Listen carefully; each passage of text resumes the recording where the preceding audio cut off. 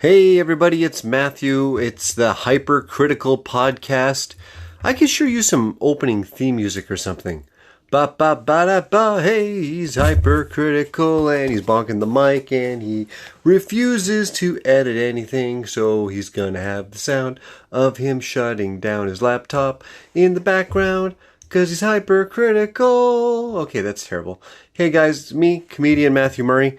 I'm finding my voice. We're trending in the right direction. Last week's episode, the first one I officially dubbed Hypercritical, is now doing better than my lowest listened to episode ever.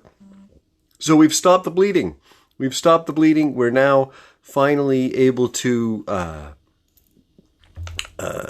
turn airplane mode on for this. There we go. Guys, oh, what a brutal opening. But we've turned the airplane mode on. We've shut down everything. I am now here. I am focused. And I'm hypercritical. I want to say a huge thank you out to the talented Mr. S. He's doing all my social media. He's helping me promote all of this stuff. And I find the more I just give myself over to getting some help with all of this promotion, the better things get. So if you've been seeing a lot of posts on my social media that are like, well, that isn't obviously him, someone's doing it, that's him, and he's getting better at it all the time. He will eventually find the voice. He's got a new graphic set up here for Hypercritical. I don't know if we'll have it up for this episode, but you'll have it up here very soon. It's a photo of me. I bought the Iron Man version of the Infinity Gauntlet when I was down at Disney, and I said to him that I want to do Hypercritical as a new name for the podcast. He scrolled through a bunch of old photos of me and was like, well, you holding the Infinity Gauntlet doesn't get any more hypercritical of the universe than someone who thought he knew better than everybody and wanted to eradicate half the universe with the snap of his fingers. And that's what I'd do. That's what I would do. If I had the Infinity Gauntlet, I would just snap my fingers and fix everything. So I like it. We're going to tweak it around a little bit till we get the logo looking exactly the way we want. But it's there. No real big shows to let you guys know about here in the near future, but I do have Christmas dates filling up. So check me out, MatthewMurray.ca, at Comic Matt Murray for all of my socials. I'm headed out to Edmonton to do some day job, maybe hit an open mic or two if I can while I'm out there. And I got to get myself a camera. The May 3rd show, I had a look at the footage and it is completely unusable. I bought a piece of shit knockoff camcorder off Amazon about a year ago, and it's just dog meat. So I got to put a couple $100 in, get myself a quality recording device for these shows so I can get some better content out there. So it's disappointing because like the opening 30 minutes of that was some actual legit heat, and I did things in a different order, and I know I did a bunch of new tags and new jokes. What's really funny is when I do new jokes on stage and they work, on stage I try to mentally go, ooh, that worked, I should remember that. And on that show, when I know there's a recording device, I go, oh, I don't need to remember that now. It's all on the recording. I can just stay mentally in the moment. And it was great to be able to stay mentally in the moment on stage, which is doing right by the audience there in front of me. But now I've forgotten all of the stuff that I did on that show, which is just absolute pisser, man. Everyone, that's one of the most common things people ask, where did you get your ideas? My family knows when an idea for a joke happens, the world stops. If I do not put it in my phone immediately, it gets lost forever and I'm inconsolable for days. So I've pulled over on highways. I have stopped people mid-conversation. I have hung up on long-distance phone calls because I had an idea for a bit and it needs to get captured immediately. But that's what I do. Speaking of immediately, it is yesterday was Mother's Day. And that's what I want to talk a little bit about on this. And I'm like, how could you be hypercritical of Mother's Day and of your wife, who is the mother of your daughter and your mother? And, oh yeah, I can be hypercritical about that, man. It is, I try, okay? I deserve full points for trying. I am not that lazy, horrible partner, husband, son who's just like, oh yeah, I forgot all about it. In 2 days to go, I don't know what to get. I'll run into the Dollarama and buy some beef jerky. I'm not that guy, okay? I honestly make an effort every single time it is an opportunity to celebrate my partner. So Mother's Day, Valentine's Day, her birthday, Christmas, any other excuse she can throw up for me to celebrate her by giving her stuff. So Prime Day, Black Friday, Boxing Day shopping, anything. Basically, she can come up with any reason for me to do something for her. And in all fairness, she deserves it. I am a lot to live with, and I am difficult, and she's materialistic, so it's a good combination. And every Mother's Day, that's the tricky one, because on the one hand, I'm incredibly thankful for my wife on Mother's Day, because she is an awesome mom. And it's like Valentine's Day, it's like, hey, I'm celebrating the day you settled and threw in the towel and went, fine, this one will do. I guess I can put up with him bugging me once every 2 weeks at 2:00 in the morning. Fine. You don't drink a lot and you're relatively kind and you can hold a job, you'll do. Which is kind of what Valentine's Day is at my house. But Mother's Day is different, because Mother's Day, you got to get your kid involved. Now, Christmas isn't so bad. You just buy a whole bunch of gifts, and then one of them you say, hey, let's say this one's from you. And they go, okay. And my daughter's 8. I think this year for Christmas, she's finally going to get to that age where she's got a bit of her own money, and she's going to want to go and pick something out that's really for her, but pretend it's for my wife. And that'll be fun at Christmas this year. But grade 3, Mother's Day, you still got to do the majority of the legwork yourself. And the schools used to help out, okay? It's like the teachers knew, oh man, these husbands are in trouble.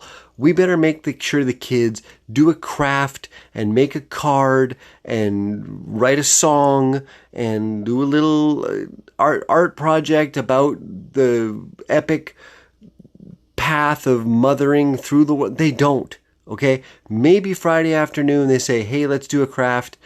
Now, the school my daughter goes to is a private Montessori school. And that's really been beneficial here in Saskatchewan, because a lot of the Saskatchewan public schools have been going through strikes. The Teachers Federation has been striking. They've been fighting over a new contract. So there have been disruptions in after-school programs and extracurriculars and dances and the school day and lunch supervision. It's been really hard.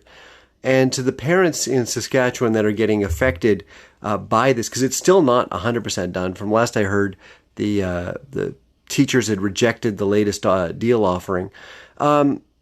If my heart goes out to the parents with kids in public school, because you just don't love your children that much.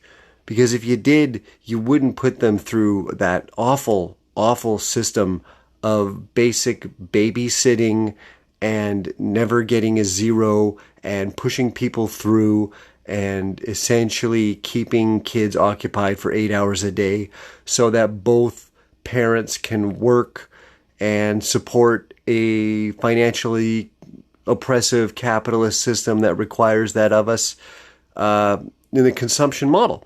But my daughter goes to a private Brilliant Star Montessori school.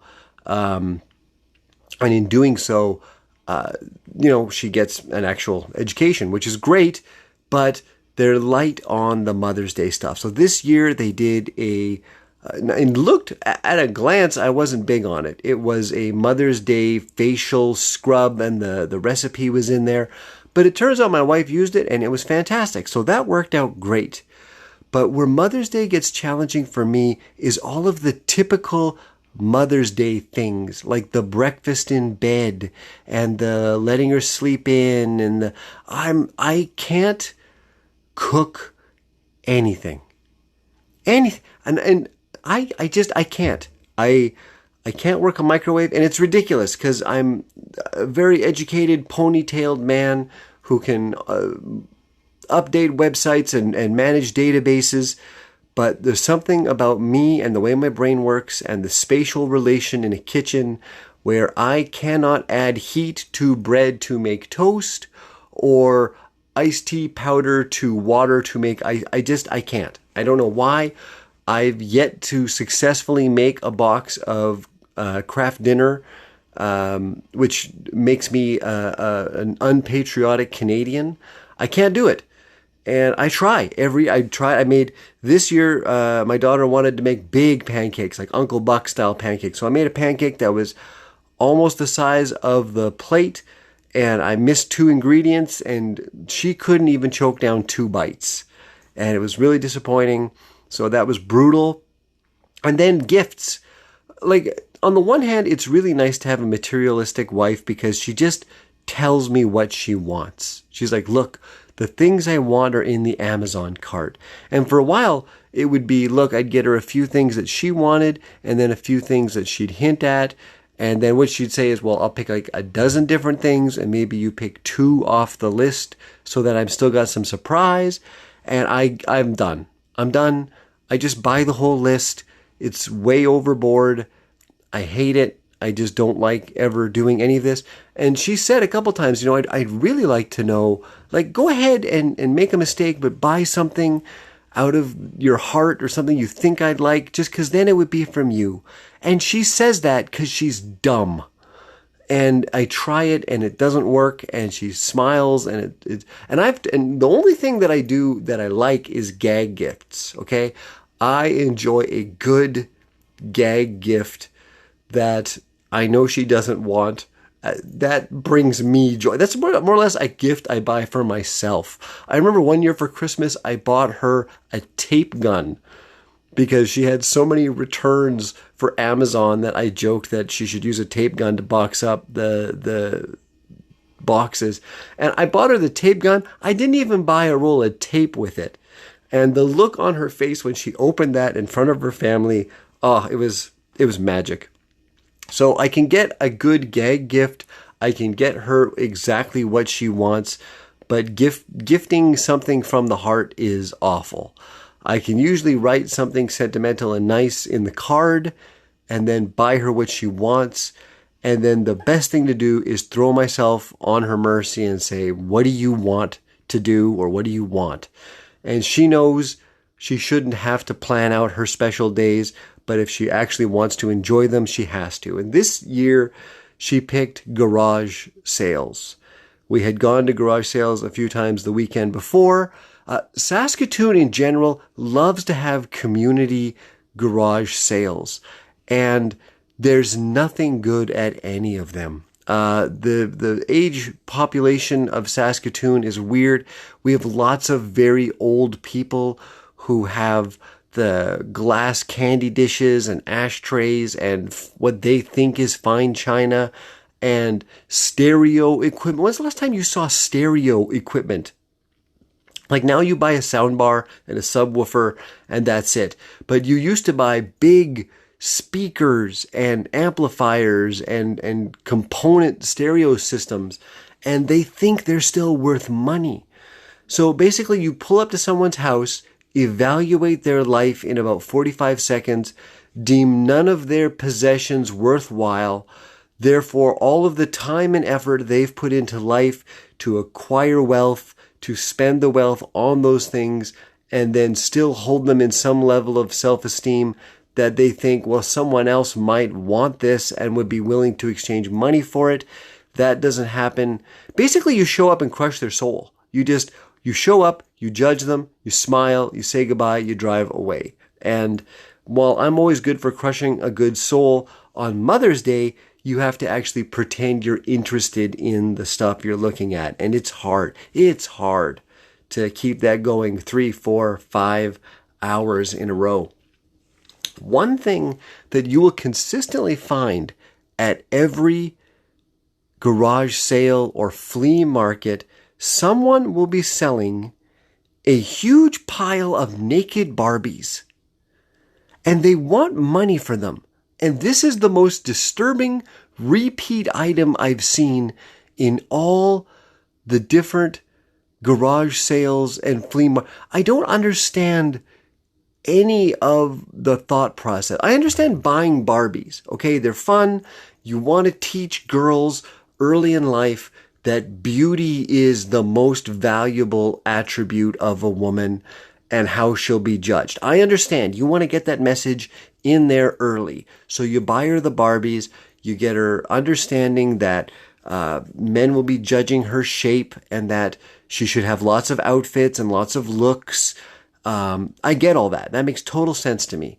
And then you want to get multiple Barbies because the Barbies want friends to talk to. So you have, 3 or 4 Barbies and they have a little cocktail party and then they talk about how their husbands aren't getting the job done and da-da-da and why doesn't Ken have genitals. So that makes sense. Then at some point, the child takes the clothes off the Barbie and never redresses it. So are they keeping, like as a man, I look at that and I go, okay, I have tools that are all powered by the same battery. So I have a lot of different tools to clean my artificial turf in my backyard. And they're all powered by the same, like every component, every end is powered by the same main control stick. It's a power stick with a battery, and then I can put in a push broom, a power broom, a leaf blower. All the different attachments will basically do something different, but it's got the same base structure. And I understand that for a Barbie, look, it's the same structure. Might have to put a parka on it one day. I might have to put pajamas on it another day. So keeping the Barbie in a naked state as its default, ready to go in any situation, I guess I can kind of get that. I would think, what does a kid do at the end of playing Barbies? Oh, I'm all done playing Barbies. Time to strip them naked and put them in a box? Or like, I would probably put the Barbie to bed and be like, okay, good night, Barbie. And then the Barbie would just be in the pajamas or something to the next day when the Barbie wakes up, I would assume. But no, at some point, the child goes, Barbie clothes in one place, naked Barbie in the other place. And sometimes the kids are too young. Maybe they hand down the Barbie to the younger child who, to that child at that age, the Barbie is just a club, really, to hit the dog with. And that makes sense because they rip the hair out and they rip the clothes off and young children are terrible. But you eventually end up with this collection of naked Barbies. And the parent will look at these pile of naked Barbies that they probably spent $15 to $40 a piece on back when they were in the box with the outfits and went, okay, I'm into these small hunks of plastic for a good $200 at this point. If I can get $3 a naked Barbie back, I might be able to buy a pack of smokes. And so they'll put the pile of naked Barbies on a table with a sticker on them, like a dollar amount or a piece of masking tape with a number on it, expecting someone to buy it. And then you can see they always overestimate what it'll be worth. So they cross that number out and there's a lower number and they cross that out till finally it's $2 for the pile. What happens at the end of the sale? Maybe I'm just not the target market for this product. Maybe someone wakes up to go garage sailing and they're driving around going, man, I sure hope I can find me a fresh pile of naked Barbies. And I don't know why it would be an overweight smoking man that would buy a pile of naked Barbies, but I think we're all picturing the same guy. Like the shirt that's got the stain that's not really a stain, unless the light hits it right, and he pulls up, and he's like, ooh! And then when he sees that pile of naked Barbies, he can't get excited immediately. Like, ooh, there's that pile of naked Barbies I was looking for. I'll just put them under my arm along with this monkey wrench and this bag of potting soil and try and negotiate a deal for the whole thing. I'm pretty sure if any man just pulled up to a garage sale, bought a pile of naked Barbies and left, that license plate should be reported to every major criminal monitoring service and police organization in North America. That just can't be a healthy behavior, but they're there. And maybe they get sold. Maybe they go to the kid and say, hey, anything you sell, you can have the money. And the kid realizes this pile of naked Barbies might get them $2 for an ice. I don't know why. But there's consistently, at every single one of these, a pile of naked Barbies. And it just creeps me the fuck out every time. A couple other quick updates and things I want to talk about. You see Mr. S, he's putting a bunch of my videos online. It's kind of nice to have. I don't know if they're reels or if they're videos or clips or shorts. I don't know what you call them anymore. Like short 45-second videos of my comedy. And apparently the thing to do now is to put the captions on them so that as people are scrolling through silently, rather than listen to comedy, they can read. And people are stupid apparently, so you have to have the words highlight as you're talking, because we're all stupid now and can't just read at full speed. We have to read at the speed the words light up. And it's tricky because as a comedian, the words matter. Like, if you read a word and that's actually not the word I said because the AI didn't get it right, or maybe I garbled it a little bit on the recording so they're not 100% sure what I was saying there, to me, I watch the clip, and when the sound and the word I read doesn't match, it takes me out of the joke.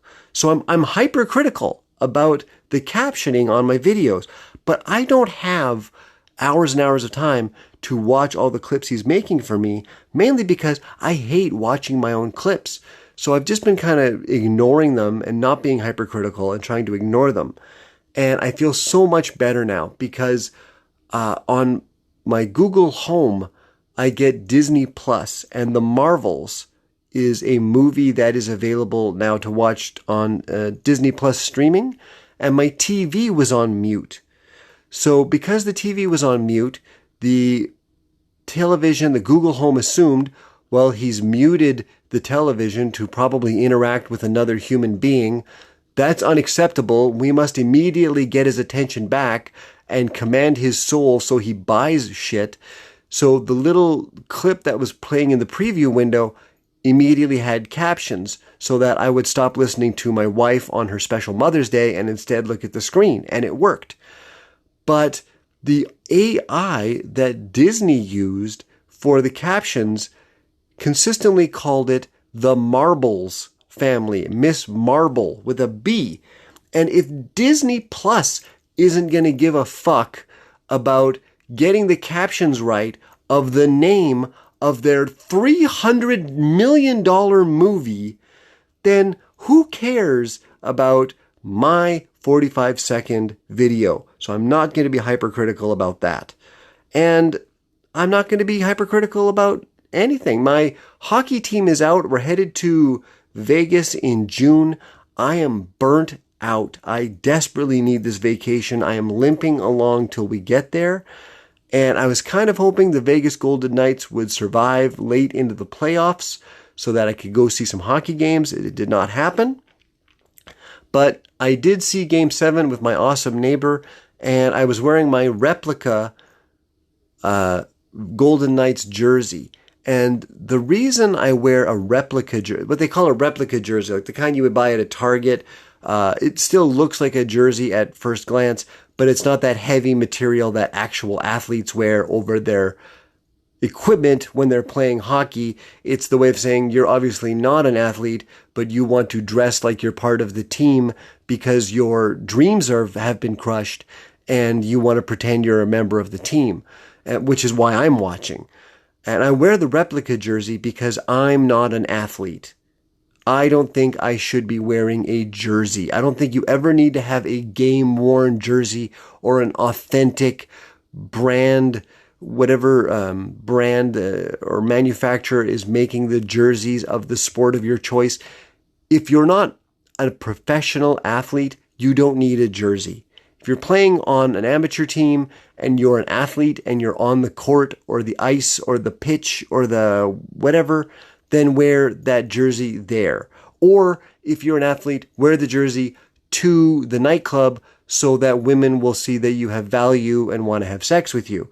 But if you're just like me, a casual fan, and you're just in the stands or you're at home, buy the replica jersey because it acknowledges you're not really part of the team, but you still want to give them money and you're pretending you're part of them. And it's way cheaper, which is a critical aspect of our family philosophy. The Murray family motto is never pay full price. If you ask any member of our family, including our 8-year-old daughter, she will tell you that. So my replica jersey for the Golden Knights is in the back of the closet until the next season, but at least I am not going to wear the authentic jersey because I am not an authentic athlete. What I am is an authentic comedian with my opinions. I appreciate you tuning in here to Hypercritical. It's only 25 minutes once a week. What more could you possibly want? You could probably want way, way more, but I don't have it for you. But in the meantime, I should have a cool tagline, but I don't.